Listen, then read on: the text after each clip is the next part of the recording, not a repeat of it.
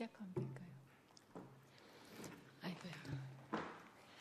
안녕하세요. 이선미입니다.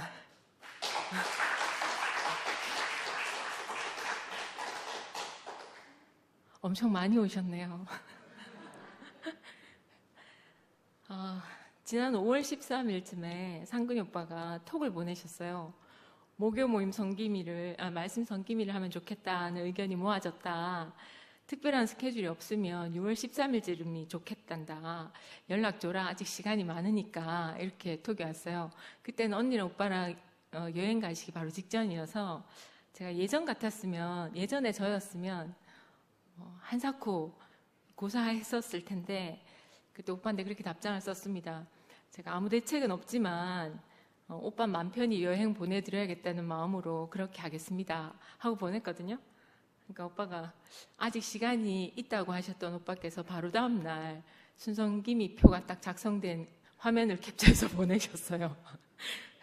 그리고 한참 지나서 상도 오빠한테 연락이 와서 피아노 지영이가 6월 13일에는 정기 연주가 있어서 참석이 안 된단다. 자신이 꼭 참석해야 된다면서 일정을 조절해 달라고 했다는 거예요. 그래서 결국 오늘 간증을 하게 되었습니다. 저는 그동안 하루하루 그날의 간증을 하고 살아와서 저로서는 미리 이제 할 말을 준비하는 시간을 가져야 한다는 게 좀 부담이 됐었습니다. 게다가 짧게라도 원고를 제출해야 된다는 부담이 컸는데 지난주에 상도 오빠가 간증하시면서 나는 활자로 된 간증만 눈에 들어옵니다. 그렇게 간증하셔가지고 내가 상도 오빠를 실족시키지 않기 위해서 컴퓨터 앞에 앉았습니다. 그래서 화요일 저녁에 밀린 숙제를 하듯이 극적으로 제가 짧게라도 원고를 뼈대를 작성해서 미화 언니하고 상도 오빠한테 급히 보내드렸거든요. 근데 원고를 기다리고 계셨을 거라고 생각하고 염려하고 죄송한 마음을 가졌던 상도 오빠한테서는 회신이 결국 오지 않았습니다. 그 말씀을 올려주신 게 그 회신이라고 생각이 듭니다. 상근 오빠 연락 받은 후로 사실 다른 할 말은 떠오르지가 않았어요. 근데 이상하게 나 있는 곳에 너희도 있게 하겠다 하시는 어디 있는지도 모를 성경 어디에 있는지도 모르는 그 한 구절이 계속 맴돌았습니다. 그래서 왜 이 구절이 계속 저한테 맴돌까 생각해 봤더니 나 있는 곳에 너도 있겠다 하는 마음이 제게는 사랑으로 느껴졌기 때문입니다. 함께 살자 하는 마음, 그리고 내가 있는 곳에 너도 함께 있자 하는 그 마음이 저한테는 가장 사랑하는 마음으로 알아집니다. 그래서 그 구절을 찾아서 어딘가에 있을 것이다 생각하고 사복음서를 다시 읽어보게 됐습니다. 근데 제가 기억하는 것과 똑같은 구절은 없었지만 오늘 제가 본문에서 인용한 구절이 담긴 요한복음 17장의 내용이 가장 비슷한 내용이었습니다. 그리고 오늘 간증을 준비하면서 저는 이 간증이 만약에 내 생애의 마지막 간증이라면 나는 과연 무슨 고백을 하게 될까 하는 마음으로 제 인생을 돌아보게 됐습니다. 요한복음 17장에 있는 그 예수님의 일생 마지막 즈음에 하나님께 하신 기도처럼 하나님께로부터 와서 하나님께로 돌아가는 인생의 자리에서 하나님께 돌려드리는 그 이선미의 고백의 기도라고 생각해 주시면 감사하겠습니다. 첫 번째 저의 기도는 시작하신 하나님에 대한 감사의 기도입니다. 저의 시작은 15살로 거슬러 올라갑니다. 동부여중 2학년 학교 합창단에서 저희 피아노 지영이를 만났습니다. 함께 합창단 활동을 하면서 자연스럽게 알게 된 지영이는 저하고 무척 다른 성향의 친구였어요. 근데 저는 그런 지영이가 무척 좋았습니다. 애둘러서 말하지 않고 직설적으로 바로 표현하는 성격과 그리고 음악적으로 타고난 그 천재적인 감각과 또 그 어린 나이에 작가 이회수 씨의 칼 이런 걸 읽으면서 그런 작품에 심취해 있는 정말 생각 많은 문학 소녀였거든요. 근데 지영이하고 함께 있으면 늘 즐겁고 좋았습니다. 그리고 그런 지영이를 친구들 중에서 처음이자 마지막으로 제가 다니던 교회에 전도를 했습니다. 왜냐하면 친구들은 다 교회에 있었거든요, 이미. 근데 나 있는 곳에 함께 있고 싶었던 제 마음이었던 것 같습니다. 저는 1971년 음력 3월 첫째 날 대구 중구 동인동에 있는 중앙성결교회 사택에서 태어났습니다. 지금도 그 자리에 그 교회가 있거든요. 네, 부모님 말씀을 들어보니까 목사님 네 분이 교회 바깥에 사택을 구하게 되셔서 당시 셋집에 살고 계시던 저희 부모님께 경제적으로 도움을 주시려고 사택에서 지낼 수 있도록 배려하셨다고 합니다. 그때 어머니는 만삭의 몸이셨고 사택으로 이사하시고 난 뒤에 얼마 되지 않아서 저를 낳으셨어요.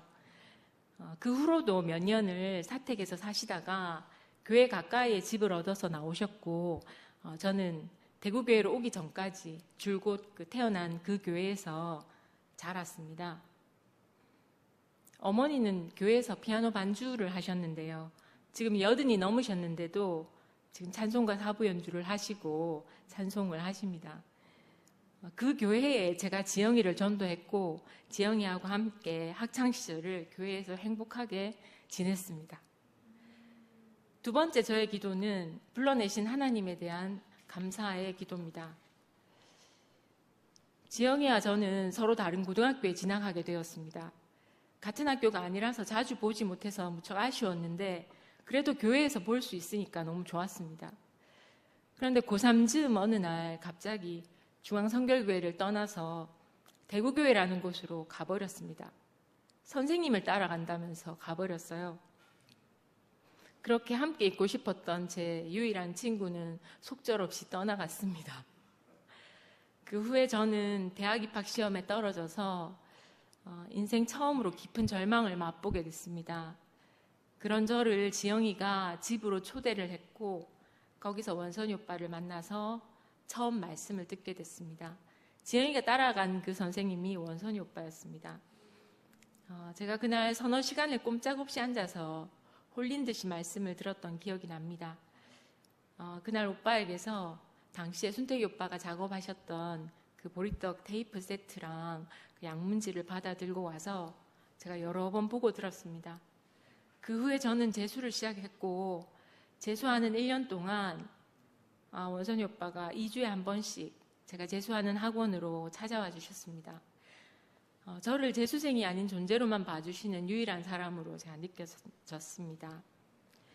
그리고 주일에는 제가 다니는 교회에 가야 하기 때문에 주중에 한 번씩 대구교회 집회에 오게 되었어요. 그때는 호산나 산부인과 4층에 있을 때였는데 내 친구들은 모두 독실한 기독교인들이었습니다. 그런데 저를 염려하는 마음 반, 또 교회가 궁금한 마음 반, 이렇게 대구교회에 한 번씩은 다 왔었습니다. 그런데 안타깝게 모두 다 아니다 고개를 저으면서 떠나갔습니다.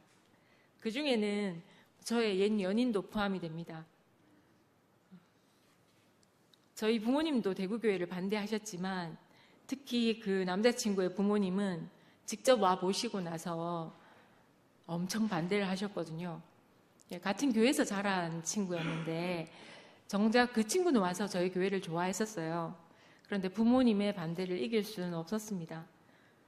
저는 결혼할 사람을 따라서 대구교회를 떠났습니다. 근데 결국은 제가 시련의 아픔을 안고 어쩔 수 없이 다시 원선이 오빠를 찾아서 대구교회로 돌아오게 됐습니다. 그때 당시에 대구교회는 생명목장 그 자체였습니다. 존재 자체로도 충분했고 전혀 부족함이 없이 넉넉하고 풍성한 시간이었습니다. 지금처럼 한 가지만을 그 한 목소리로 선포하지 않아도 한 자리에서 다 만나지는 사람들이었습니다. 그때 저는 마음 아팠던 시간들이 다 보상받고도 남을 만큼 불러내신 하나님께 감사한 시간이었습니다. 세 번째 저의 기도는 은혜와 긍휼이신 하나님에 대한 감사의 기도입니다. 하나님은 제 곁에 하나님의 마음을 가진 하나님의 사람을 보내주셔서 저를 교회에서 살 수 있게 하셨습니다. 지난주 최종림 목사님 말씀처럼 제 곁에는 항상 하나님의 사람을 보내주신 하나님께 깊이 감사를 드립니다. 그 첫 번째 사람이 저희 한철이 형제입니다. 이 사람과 함께 살면 저도 이 사람처럼 진실한 사람으로 살 수 있겠다, 그런 마음이 들었습니다. 그리고 제가 이 사람하고 살아서 이나마 진실한 인생으로 살게 되었습니다. 그리고 그때 제가 실연의 아픔을 겪어서 그랬는지 모르겠지만 한철 형제는 절대 저를 떠나지 않을 것 같은 사람이었습니다. 그래서 신뢰가 됐었습니다. 그런데 살다 보니까 이제는 제가 떠날 수 없는 사람이 됐습니다. 그리고 저는 함께 살면서 분명히 보았습니다. 하나님과 함께하는 사람이 어떤 사람인지, 하나님이 함께 하시는 사람이 어떤 사람인지, 하나님께 붙잡힌 바 된 사람, 하나님께 사로잡힌 바 된 사람, 그리고 하나님이 사로잡힌 사람, 그 사람이 어떤 사람인지 보고 살게 되었습니다. 한철 형제가 쓰러진 이후에 수많은 위기가 있었습니다. 실명이 될 뻔한 적도 있었고, 심장의 샥이 수십 번 한꺼번에 온 적도 있었습니다. 그리고 잃어버린 적도 여러 번 있었고,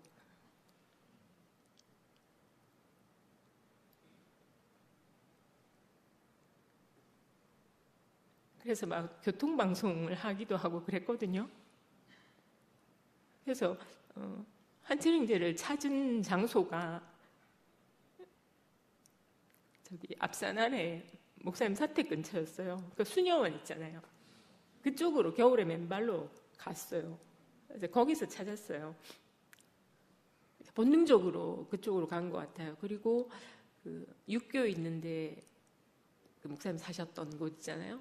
그쪽으로도 가고, 네, 그런 때도 있었습니다.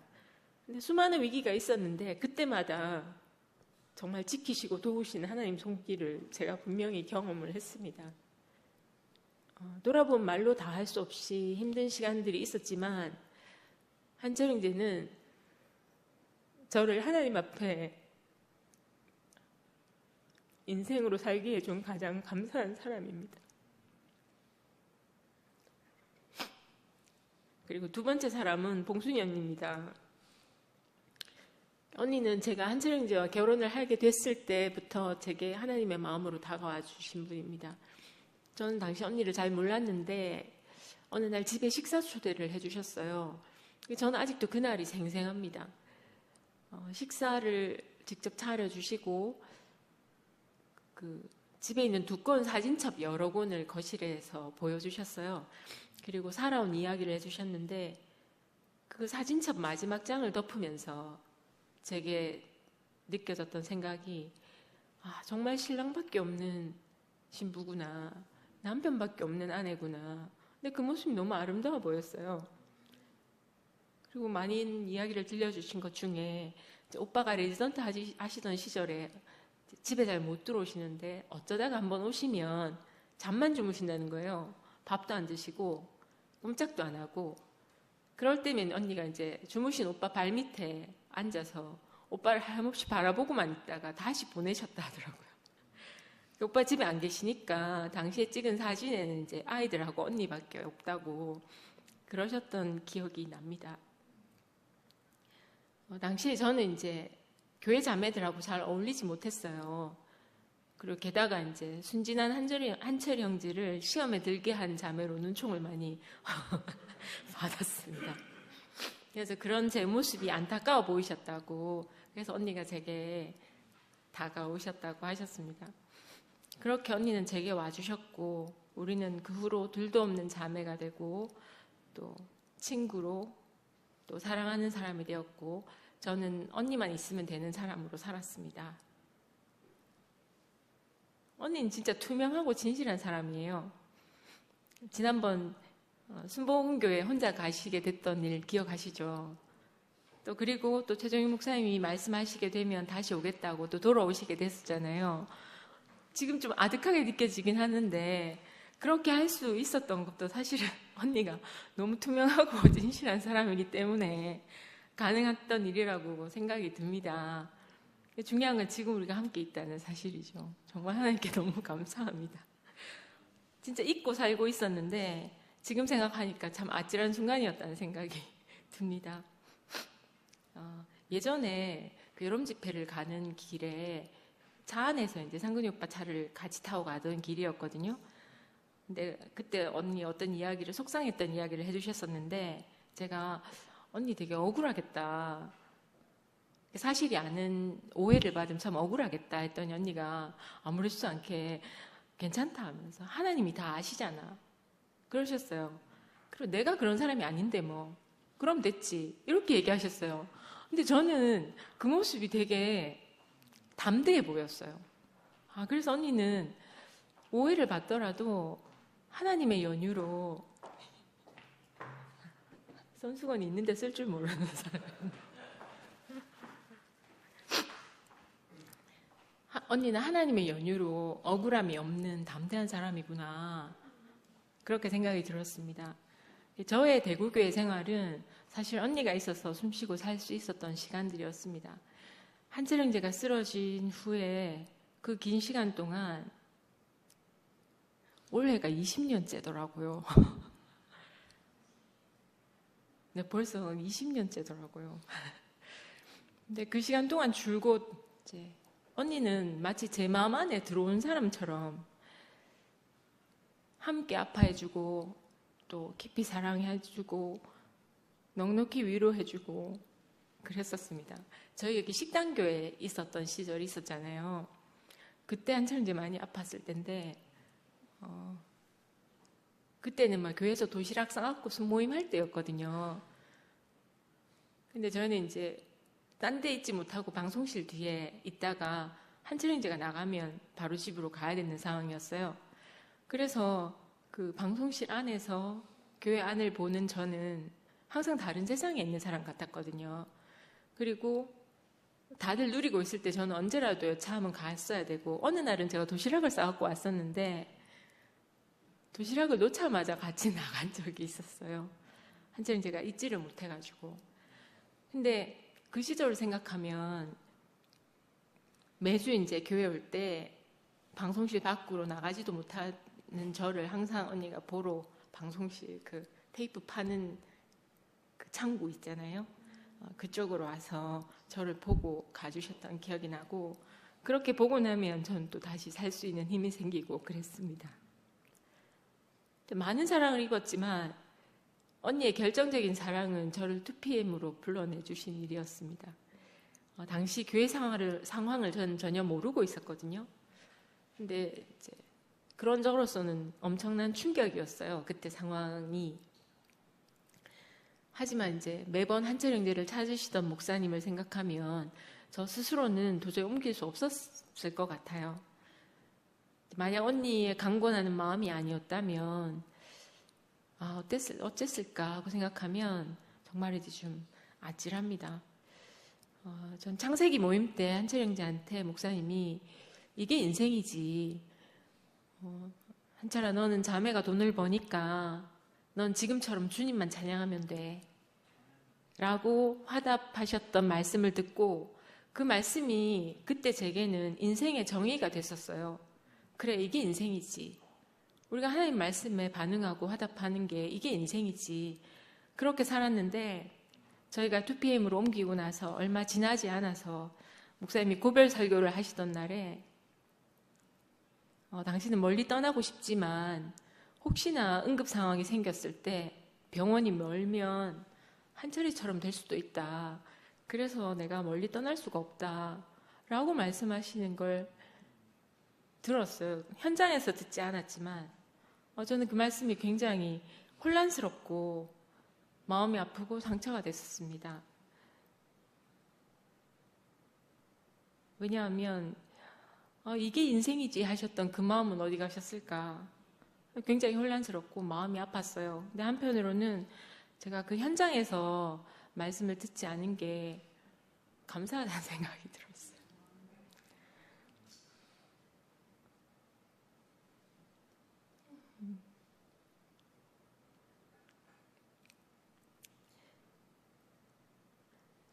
그리고 이제 언니는 저의 사랑이었고 또 제 언니였어요. 근데 이제 2PM에 옮겨오고 나서 언니는 이제 여러분도 다 느끼시겠지만 우리의 사랑이고 우리의 언니가 되었어요. 근데 저는 이게 너무 좋습니다. 왜냐하면 이제 많은 지체들이 언니의 진가를 알게 되었기 때문입니다. 화려한 겉모습 속에서 가려져 있었던 그 속사람, 진짜 언니를 모두 알고 함께 누릴 수 있게 된 게 정말 좋습니다. 예전에 상근이 오빠가 교회에서 간증하실 때 막 우시면서 제가 보기에는 예루살렘 사람처럼 생겼지만 알고 보면 전 갈릴리 사람입니다 하면서 우셨던 기억이 있어요. 혹시 기억나세요?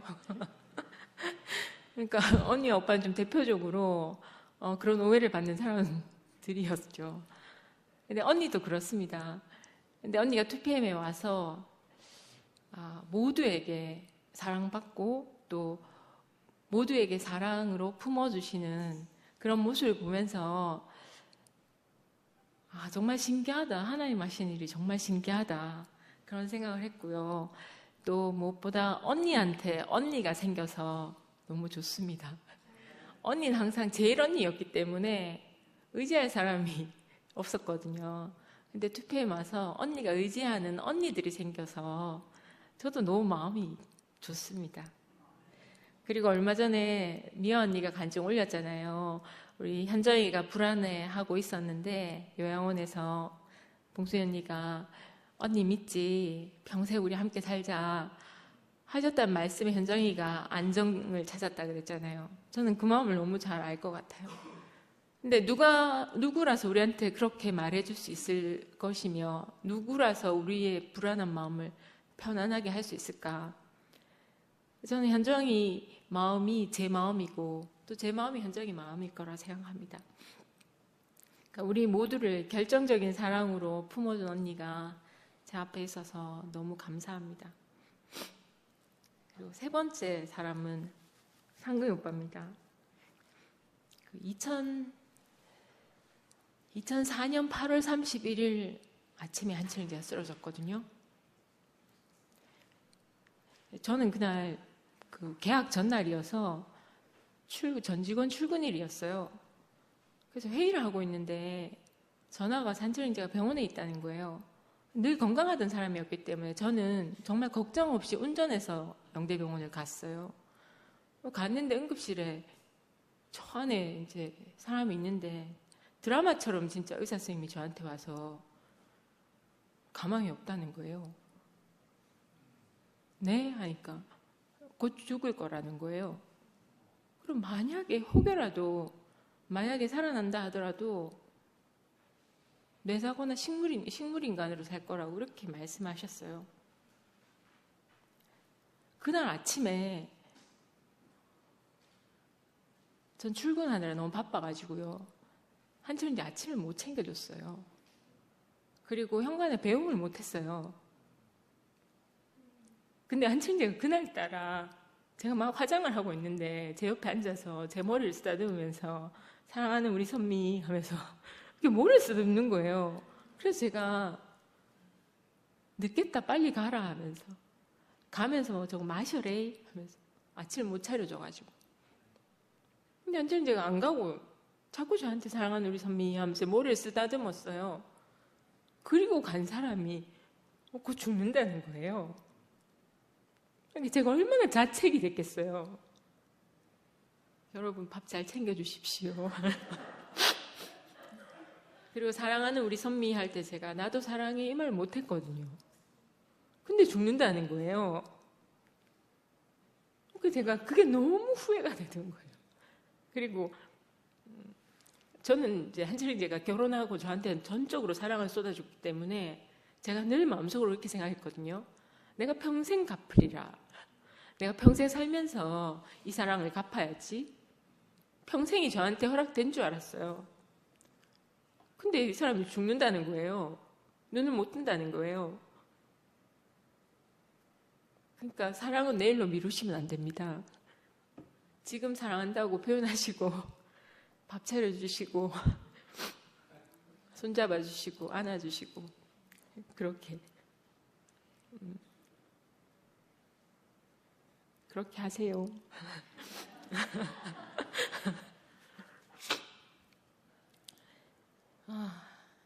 그런데 그날 한철이제 쓰러진 날 제가 제일 먼저 떠올라서 연락한 사람이 장근희 오빠였어요. 근데 오빠밖에 생각이 안 났어요.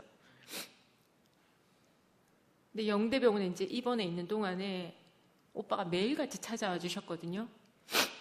근데 저는 너무 불안해서 앉지도 눕지도 못했어요. 근데 제가 하루 종일 오빠만 기다리고 또 오빠 하시는 말씀만 믿어졌어요.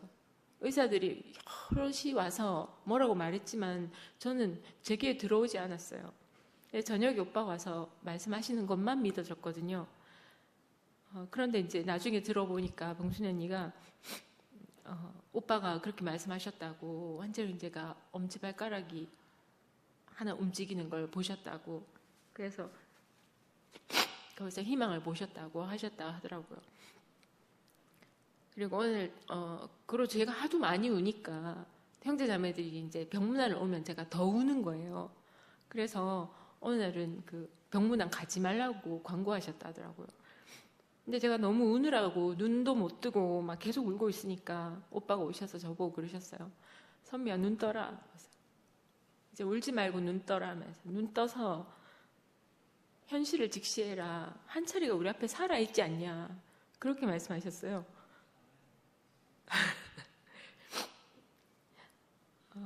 그리고 장례식장마다 다니면서 우는 할머니 이야기를 해주셨어요. 장례식장마다 찾아다니면서 우는 할머니가 있는데 그 사람은 죽은 사람을 위해서 우는 게 아니고 자신이 너무 슬퍼서 자기 서러움 때문에 우는 거다, 이렇게 얘기해 주셨는데 그 할머니가 저였습니다.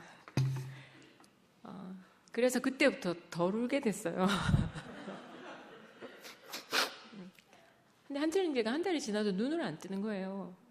그런데 어느 날 딱 1초 정도 눈을 떴다가 감았어요. 그래서 그날 이제 오빠가 오셨길래 제가 오빠 오늘 1초 눈 떴어요 하면서, 그러니까 오빠가 1초지만 눈을 뜬 것과 뜨지 않은 것은 천지 차이다, 이렇게 말씀하셨어요. 정말 정말 찰나였거든요. 근데 그날 이후로 저한테는 지금까지 딱 그날 이후로 단 하루도 어제보다 못한 오늘이 없었습니다. 그리고 저희가 영대병원을 나와서 갈 곳이 없었어요. 한철인제 상태가 이렇게 통제가 안 되는 상태였기 때문에 갈 곳이 없었어요. 근데 그때 오빠는 세종신경외과 계셨고 4인실 병실을 통째로 저희한테 내주셨어요. 당시 한철영제는 환시, 환청이 다 있었거든요. 되게 무서운 상황이었어요. 근데 매일 병원을 헤집고 다녔어요. 그리고 병원 밖으로 탈출도 시도하고 막 통제가 불가능한 때였어요. 아무도 저희를 받아줄 데가 없었어요. 나중에 저랑 한 달 동안 영대 폐쇄병동에도 있었거든요.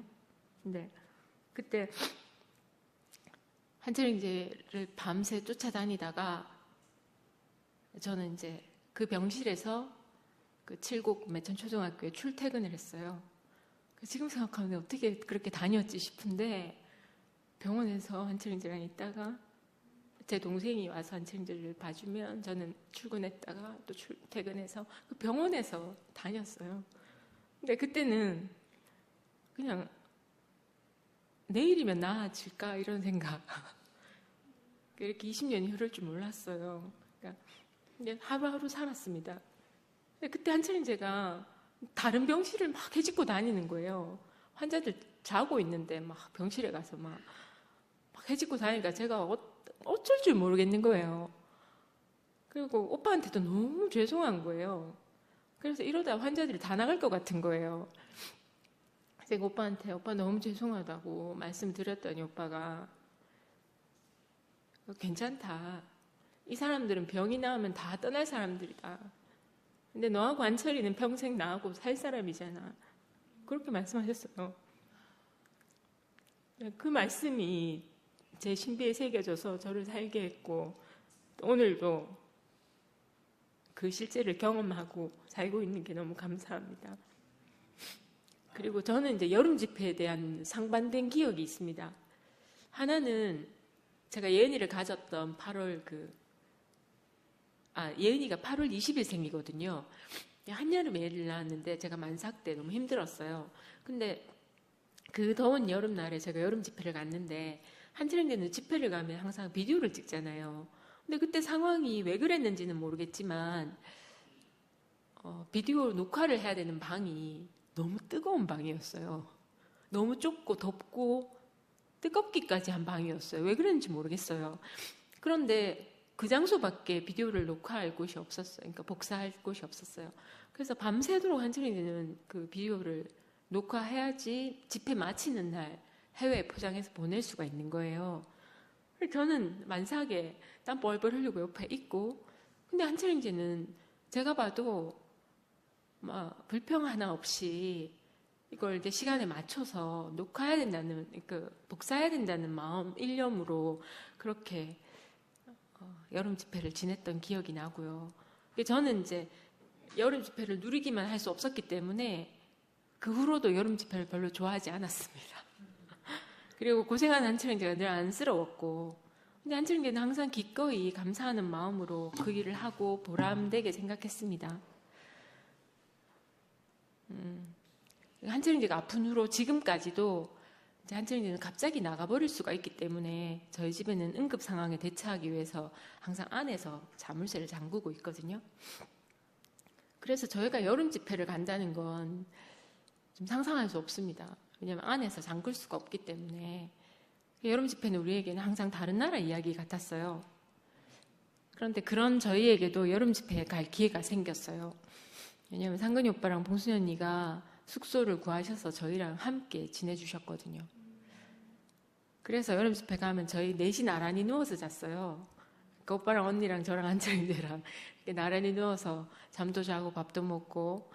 근데 정말 신기하게, 그러니까 한철이가 그때 제가 손을 묶고 자야 되나 어떻게 해야 되나 막 많은 방법을 고민했었거든요. 근데 한철이가 나가려고 벌떡 일어났다가 옆에 상근이 오빠 누워 계신 걸 보면 상근이 형이네 하고 다시 자는 거예요. 그게 너무 신기한 거예요. 그래서 저희가 마음을 놓았거든요. 어느 날 마음을 놓고 자고 일어났는데 없는 거예요. 그래서 저희가 혼비백산이 돼가지고 오빠랑 언니랑 저랑 막 한철이 찾으러 막 다녔어요. 근데 그 긴 길을 따라서 그 도로까지 혼자 걸어간 거예요. 그래서 저희가 그런 여름 집회를 지냈었거든요. 그런 상반되는, 하지만 그 후로도 언니 오빠가 옆에 계셨기 때문에 제가 마음 편히 잃어버릴 위험이 있었지만 저 혼자가 아니었기 때문에 그렇게 여름 집회를 참석할 수 있었습니다. 지금 생각해보면 어떻게 그게 가능했을까? 그런 마음을 가지셨을까? 그리고 우리는 어떻게 그렇게 같이 있을 수 있었을까? 근데 이런 사실을 아신 분들이 거의 없을 거예요.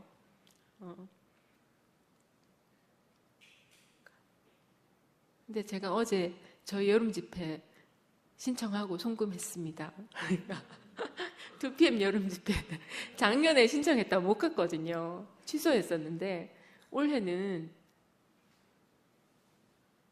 믿음이 있어서는 아니지만 신청하고 싶었습니다. 그래서 가서 잃어버리면 함께 찾아야지 생각하고 다 함께 찾아주시기 바랍니다. 그리고 2PM 오고 나서 가장 큰 혜택이 매주 토요일 준모임에서 오빠 말씀을 듣고 만나게 되는 거거든요. 그러니까 정말 생명의 양식으로 저희를 먹이시고 살게 하시는 오빠 너무 감사합니다. 저를 불러내신 것이 봉순 언니의 결정적인 사랑이었다면 토요일 말씀은 제게 오빠의 결정적인 사랑입니다. 그리고 하나님 앞에 진실한 오빠가 너무 감사하고, 오빠라고 왜 부담이 없고 오빠라고 왜 두렵고 떨리는 마음이 없겠어요. 그렇지만 그 두렵고 떨리는 마음을 뒤로 하고 기꺼이 목사님께 충원하시는 오빠가 너무 고맙고, 또 우리 앞에서 그 예수의 인생을 전시해 주시는 그 말씀이 저희를 살게 하고, 저는 그 안에서 너무 자유함을 누리고 항상 그 생명 양식이 되거든요. 그래서 너무 감사합니다. 그리고 오빠 앞에서 한철이가 너무 자유롭고 환하기 때문에 저는 그 모습을 보는 것만 해도 너무 좋고요. 또 그걸로 저는 또 일주일을 살 힘을 얻습니다. 요즘은 또 승기철 목사님도 함께 하셔서 얼마나 풍성하고 진한 생명의 열매를 먹고 사는지 날마다 은혜의 잔이 넘칩니다. 그리고 네 번째 저의 기도는 사랑이신 하나님에 대한 감사의 기도입니다. 예수님이 십자가에 죽임 당하는 당신을 보고 그 떠나간 제자들을 탓하거나 그냥 버려두지 않으셨더라고요. 비록 제자들은 절망하고 떠나갔지만 그 제자들이 갈릴리로 갈 것을 아시고 먼저 갈릴리로 가셔서 기다리시는 분이셨더라고요. 우리 주님은 나보다 더 나를 잘 아시는 분이시더라고요. 그리고 당신을 떠난 제자들에게 찾아가셔서 내가 세상 끝날까지 너희와 항상 함께 있으리라 그렇게 말씀하시는 주님이셨습니다. 제가 뒤에 그 요한복음 그 성경 구절을 인용했잖아요. 왜냐하면 그게 저는 진짜 예수님의 사랑, 하나님의 사랑으로 제가 알아졌거든요. 그리고 마지막에 예수님이 자신을 위해 기도하신 게 하나도 없더라고요. 그러니까 예수님이 왜 이 세상에 오셨는지, 우리에게 뭘 보여주시고 싶으셨는지, 하나님께 뭘 돌려드리고 싶으셨는지가 거긴 전 다 나와 있다고 생각이 들었어요. 그래서 사랑이신 하나님에 대한 기도가 여기 성경에 보니까 예수님이 기도하시다 이렇게 나와 있더라고요. 근데 그 기도가 저희에 대한 사랑으로 느껴져서 제가 그 구절을 인용한 거거든요. 영생은 곧 유일하신 하나님과 그가 보내신 자 예수 그리스도를 아는 것이다 하셨는데 저는 지금 날마다 그 영생의 실제를 누리고 있습니다. 그리고 예수님이 아버지여 내가 아버지 안에 있는 것 같이 그들도 다 하나가 되어 우리 안에 있게 하사 세상으로 아버지께서 나를 보내신 것을 믿게 하옵소서 하셨습니다. 예수님 혼자 아버지 안에 있겠다 하신 게 아니고 우리로 하여금 다 하나가 되어서 당신들 안에 있게 해달라고 기도하셨더라고요. 그 세상이 또 이것을 보고 하나님께서 예수님을 보내신 것을 믿게 될 것이라고 하셨어요. 그 하나님 아버지께로부터 난 예수 안에 있는 우리는 외치지 않아도 세상이 알아보게 될 것입니다. 저 사람이 하나님 사람이구나. 나도 하나님께로서 나서 하나님께로 가는 사람이구나. 이것이 인생이구나 하고 알아질 거라고 생각합니다. 내게 주신 영광을 내가 그들에게 주었사오니 이는 우리가 하나가 된 것 같이 그들도 하나가 되게 하려 함이니라. 주님이 우리에게 주신 영광이 뭘까 생각해 봤어요. 그리고 인생이 하나님께로부터 왔으니까 하나님께로 가는 것, 그리고 인생에게 주신 모든 과정을 통해서 그의 열매가 되는 것, 또 일생 동안 하나님이 거하시는 거처로 사는 영광보다 더한 영광이 없다는 생각이 듭니다. 그리고 내가 그들 안에 있고 아버지께서 내 안에 계셔서 그들로 온전함을 이루어 하나가 되게 하려 함은 아버지께서 나를 보내신 것과 또 나를 사랑하심 같이 그들도 사랑하신 것을 세상으로 알게 하려 함이로소이다. 인생이 온전한 것은 주님 안에 아버지 안에 있기 때문인 것 같습니다. 하나님이 예수님을 보내시고 사랑하신 것처럼 우리도 그러함을 세상이 알게 하기를 원한다고 예수님이 기도하셨더라고요. 근데 그 마음이 제겐 사랑으로 느껴졌어요. 그리고 아버지여 제게 주신 자도 나 있는 곳에 함께 있어서 아버지께서 창세 전부터 나를 사랑하심으로 내게 주신 나의 영광을 그들로 보게 하시기를 원합니다. 근데 예수님이 십자가에 달리시기 직전인데 그 하나님이 자신에게 주신 영광이 뭐라고 생각하셨던 걸까 궁금하더라고요. 근데 그 영광이 무엇이었길래 세상 사람들도 그 영광을 보기를 원한다고 기도하셨는지 사실은 굉장히 비참한 상황이잖아요. 근데 예수님의 사랑은 주님이 계신 인생의 자리에 우리도 함께 있어서 우리로 하여금 우리가 인생이라는 걸, 또 하나님 앞에 피조물이라는 거를, 그 인생의 길이가 짧든지 길든지 힘든 시간이었든지 그렇지 않든지 야곱의 험난한 인생이었든지 이삭의 평안한 인생이었든지 그 창세 전부터 인생에게 동일하게 주신 영광을 우리가 보길 원하셨다고 생각이 듭니다. 그리고 내가 아버지의 이름을 그들에게 알게 하였고 또 알게 하리니 이는 나를 사랑하신 사랑이 그들 안에 있고 나도 그들 안에 있게 하려 함이니이다.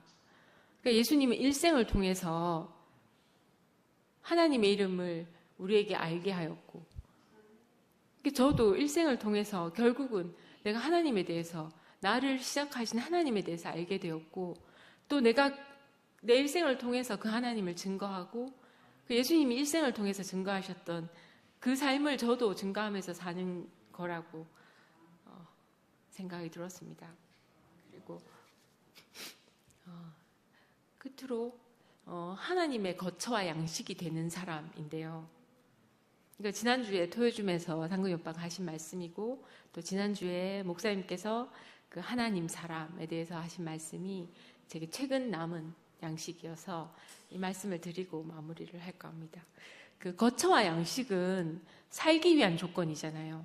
뭐 있어도 되고 안 있어도 되는 조건이 아니라, 부가적인 게 아니라 필수적인 조건이잖아요. 근데 하나님의 거처와 양식이 되는 것이 인생이 존재하는 이유라고 말씀하셨는데, 저는 이 말씀을 듣고 정말 이게 인생이지 하고 명확해졌습니다. 그 생명이 아니면 거할 수가 없고, 그 생명이 아니면 양식이 될 수 없잖아요. 그리고 그 양식은 또 그 생명이 되는 거잖아요. 2PM 지체들은 언제든지 하나님이 거하실 수 있는 거처라고 생각이 듭니다. 지성소에, 영수 오빠 말씀처럼 지성소에 갇혀있던 하나님이 이제 저희 자신 안으로 오신 거잖아요. 우리 인생 안으로 오신 거잖아요. 그리고 2PM에는 문이 잠겨있지 않습니다. 그리고 최소한의 담도 없습니다. 그러니까 하나님이 언제든지 거하실 수 있는 거처라고 생각합니다. 그리고 하나님은 당신이 심으신 것만 거두시는 분이라고 말씀하셨는데 너무 아멘이 됩니다. 우리는 제철 양식이고 제철 과일들인 것 같아요. 수박은 여름에 먹으면 되잖아요. 귤은 겨울에 먹으면 되고. 근데 제가 귤인데 여름에 제가 열매를 막 내어서 양식이 되어야겠다 생각하면 안 되잖아요. 물론 이제 제철 아닌 과일들도 많이 나오지만 모든 과일이 동시에 똑같이 열매를 맺으려고 하지 않아도 되잖아요. 제철이 아닐 때 나오는 과일은 가장 큰 단점이 매우 비쌉니다. 그리고 맛이 없어요. 그리고 양이 적어서 결국 배불리 먹을 수가 없습니다. 그리고 찾아보기도 어려워요. 그런데 제철 과일은 값이 쌉니다. 그리고 어딜 가도 있어요. 그리고 제일 맛있어요. 그리고 배불리 먹을 수가 있습니다. 제가 귤이면 저는 제 귤이 열릴 동안 다른 지체들의 열매를 먹으면 되더라고요. 그러니까 하나님은 같은 열매를 요구하시는 분이 결코 아니잖아요. 그러니까 하나님도 제철 양식을 찾으시는 것 같아요. 그러니까 제가 2PM에 와서 가장 크게 달라진 점 중에 하나가 내게서 간증이 나오지 않을 때는 듣게 되더라고요. 그리고 제게서 간증이 나올 때는 주저없이 하게 되더라고요. 저는 오늘 어떤 제철 과일일까 생각하니까 좀 잘 생각이 안 났어요. 그래서 제철 과일은 잘 모르겠고요. 좀 허기질 때 고소한 그 두유에 타서 먹는 미숫가루 한 잔 정도, 그 정도의 요기가 되셨으면 정말 감사하겠다는 생각이 들었습니다. 그래서 정말 나는 교회 안에서 철을 따라서 나는 열매들을 함께 먹고 누리면 되겠구나. 그러면 우리는 사시사철 풍성하겠구나. 그리고 배부르겠구나 생각이 들었습니다. 저는 정말 야곱처럼 평생 절름발이로 살 수밖에 없는 사람이 되었지만 그 상근이 오빠 말씀처럼 그 절뚝거리는 발걸음마다 제가 하나님을 증거하는 사람으로 살게 된 것이 너무 감사하고, 또 아브라함처럼 전혀 자신을 신뢰할 수 없는 사람인 걸 갈수록 깊이 알게 되었지만 그렇기 때문에 더욱 하나님을 신뢰하는 사람으로 제가 살게 되었다는 것이 너무 감사합니다. 제가 지난주에 11시에 있는 사랑하는 동생한테 전화를 했어요. 꿈에 여러 번 보여가지고 너무 걱정이 돼서. 그 동생은 제가 퇴피엠 오기 전까지 매일 하루에도 12번 같이 전화를 하던 동생이었어요. 근데 제가 거기에 어떤 생각으로 앉아있는지 너무 궁금해서 물어봤어요. 딴 사람은 내가 모르겠고 너는 어떤 마음으로 거기에 있니? 그랬더니 그렇게 지도 울고 저도 울고 같이 울었습니다. 네. 제가 너는 어떤 마음으로 거기에 있니? 똑같이 선포하라는 거 아니잖아. 딴 거 다 차치하고라도 그거 아니잖아. 했더니 그렇게 얘기했습니다. 언니야, 내가 예판들은 다 짐작할 수 있었는데 이 세 판은 내가 잘 모르는 판이더라. 이렇게 얘기했어요.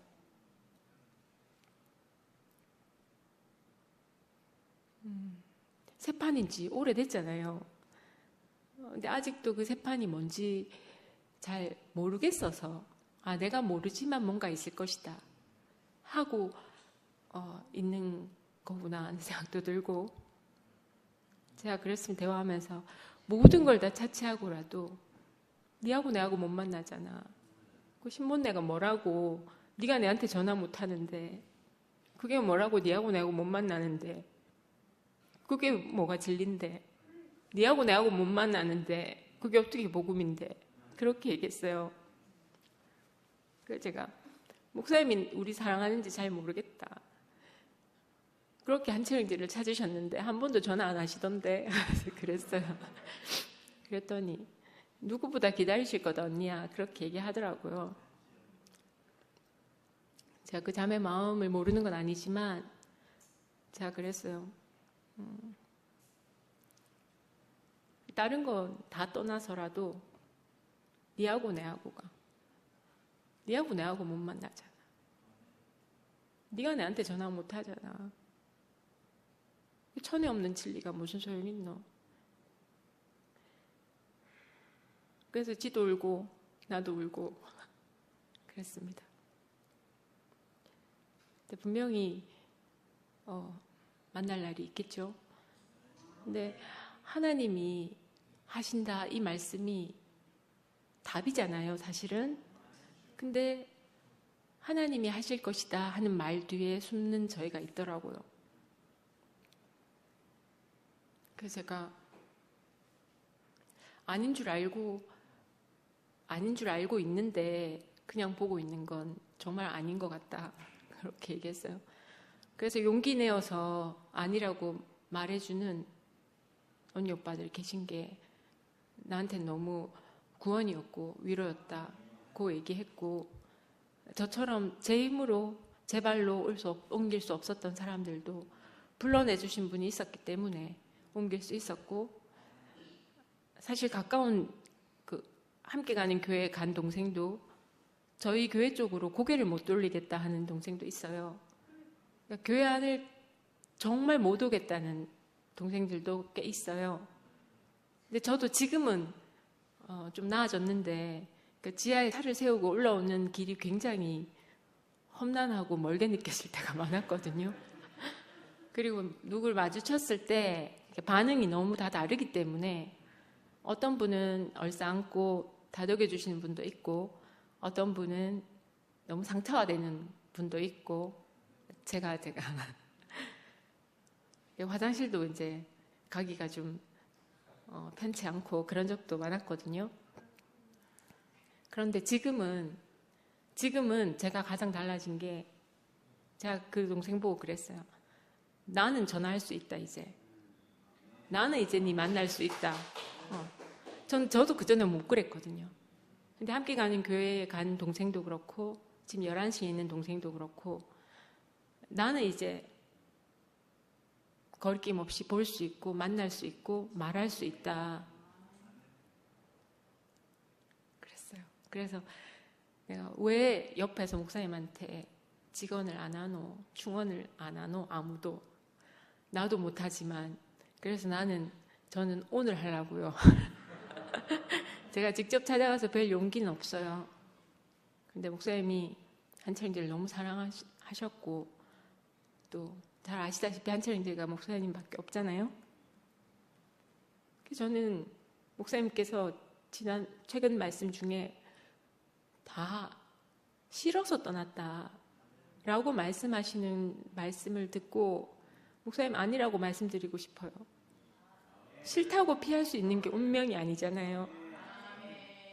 싫어서 피할 수 있다면 그건 운명이 아니죠. 저희가 좋아서 선택할 수 있는 게 운명이 아니잖아요. 목사님 싫어서 떠난 거야. 이 복음이 아니라고 하는 사람들은 다 싫어서 그래. 부끄러워서 그래. 세상에 말하기 부끄러워서 그래. 그렇지 않습니다, 목사님. 그 복음이 부끄러워서가 아니고 한 발만 물러서도 그렇게 똑같이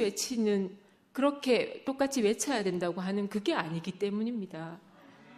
그게 아니라고 말씀드리는 거고 그게 아니어서 저희가 지금 여기 있는 거지 결코 세상에 대해서 복음이 부끄러워서가 아니고 복음을 선포하기가 주저되는 사람들이어서 그런 게 아닙니다. 부끄럽고 싫어서 떠났다라고 말씀하시는 거는 상대에게 모든 책임을 넘기는 거예요. 우리를 사랑하셨던 목사님 마음을 저희가 너무 잘 알잖아요.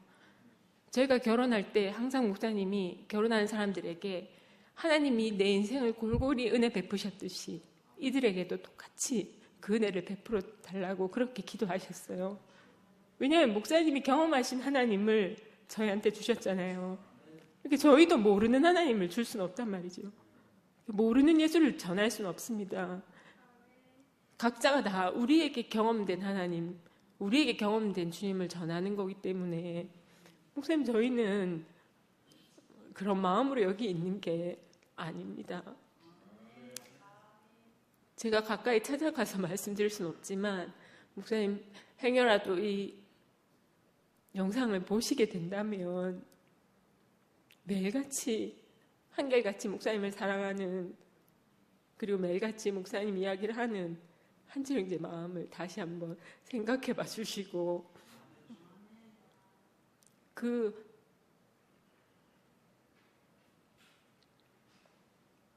진실하셨던 목사님 말씀을 그대로 한철인제가 간직하고 있습니다.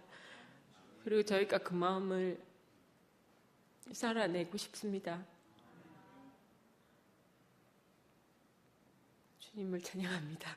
감사합니다. 할게요.